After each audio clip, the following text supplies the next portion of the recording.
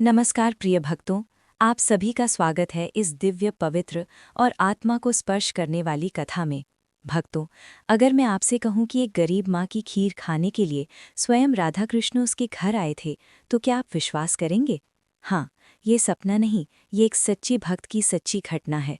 आज की ये कथा सिर्फ एक कहानी नहीं, ये भक्ति का जीवंत प्रमाण है। ये वो चमत्कार है जो तब होता है जब भगवान सोने चांदी के महलों में नहीं, बल्कि सच्चे प्रेम से बनी मिट्टी के घरों में उतरते हैं। कल्पना कीजिए भक्तों, टूटी दीवारें, मिट्टी का चूल्हा, छीनी हुई छत और उसी साधारण झोपड़ी में पक रही एक छोटी सी खीर। लेकिन उस खीर की सुगंध में धन का स्वाद नहीं था, वैभव का स्वाद नहीं था, उसमें था भक्ति का स्वाद, प्रेम की मिठास और समर्पण की शक्ति, जिसने स्वयं राधा कृष्ण को उस घर आने पर मजबूर कर दिया। आज हम आपको उस पल तक ले चलेंगे जब रात के सन्नाटे में एक गरीब भक्त के दरवाजे पर धीरे से दस्तक हुई, और जब उसने दरवाज़ा खोला तो बाहर दो मासूम बालक खड़े थे, जिनकी मुस्कान दिव्य थी, आंखों में चमक असाधारण थी और स्वर इतना मधुर कि मन पिघल जाए। मैया, हमें भूख लगी है, क्या हमें थोड़ी खीर मिल सकती है? भक्तों, ये सिर्फ भूख नहीं थी, ये भक्ति का उत्तर था, ये भगवान की उपस्थिति थी, ये प्रेम की पुकार का प्रत्यक्ष प्रमाण था। और जब वे दोनों बालक खीर खाने बैठे और झोपड़ी में दिव्य प्रकाश फैलने लगा, तब उस गरीब माँ को समझ आया कि ये कोई साधारण बच्चे नहीं, ये स्वयं राधा कृष्ण हैं, जो उसके प्रेम से खिंचे चले आए हैं। भक्तों, आज की ये कथा आपको याद दिलाएगी कि भगवान को बड़े भोग नहीं चाहिए, उन्हें चाहिए प्रेम की सच्चाई, उन्हें चाहिए वो मन जो छल कपट से मुक्त हो। तो आइए, अपने मन को शांत कीजिए, अपने हृदय को भक्ति से भर लीजिए और मेरे साथ चलिए उस दिव्य घटना की ओर जहां गरीब की खीर ने स्वयं राधा कृष्ण को उसके द्वार तक बुला। वृंदावन के पास एक छोटा सा गांव था। उस गांव के किनारे मिट्टी की टूटी दीवारों वाला एक छोटा झोपड़ा खड़ा था, जिसमें रहने वाली थी एक वृद्ध, अत्यंत गरीब लेकिन दिल से अमीर भक्त कृष्णदासी। उसका जीवन बहुत साधारण था, पहनने को फटी साड़ी, खाने को सूखी रोटी भी कभी कभी, लेकिन उसके मन में भगवान राधा कृष्ण के प्रति जो प्रेम था, वो किसी राजमहल के वैभव से भी बड़ा था। वो रोज सुबह आंख खुलते ही सबसे पहले राधा कृष्ण के नाम से दीपक जलाती, फिर पूरे दिन राधे राधे श्याम मिलेंगे गाती रहती। एक दिन गांव में श्री कृष्ण जन्माष्टमी का पर्व आने वाला था। हर घर में मिठाइयाँ बन रही थीं, मंदिरों में बड़े बड़े भोग तैयार हो रहे थे, लेकिन कृष्णदासी के घर में तो चूल्हा भी कभी कभी जलता था। फिर भी उसके हृदय में बस एक ही इच्छा थी, इस जन्माष्टमी पर मैं अपने लाडले कान्हा को खीर बनाकर अवश्य खिलाऊंगी। पर उसके पास न दूध था, न चावल, न चीनी। लेकिन भक्त का मन जब सच्चा हो तो भगवान भी रास्ते बना देते हैं। उसी दिन सुबह कुछ अजीब हुआ। गाय ने उसके घर के पास आकर दूध गिरा दिया। गांव वालों ने कहा, अरे माँ, ये दूध तो धरती पर बह चुका है, इसे कौन लेगा? लेकिन कृष्णदासी मुस्कुराई और बोली, जब ठाकुर जी देना चाहते हैं तो बहाकर भी दे देते हैं। उसने वो दूध उठा लिया। फिर रास्ते में एक किसान मिला जिसने बिना किसी कारण उसे मुट्ठी भर चावल दे दिए।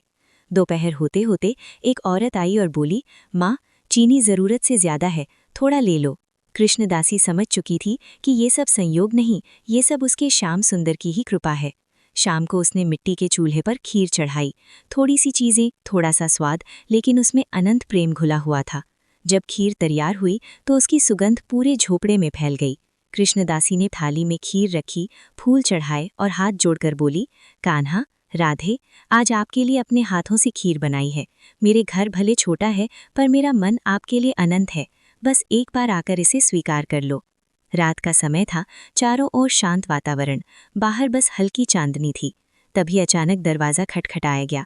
कृष्णदासी चौंक गई, इस समय कौन आया? उसने दरवाज़ा खोला तो बाहर दो छोटे छोटे बालक खड़े थे। एक गहरे रंग का, आंखों में शरारत, सिर पर मोर पंख, और दूसरा अत्यंत सुंदर, गोरा गुलाबी चेहरा, नयन जैसे कमल।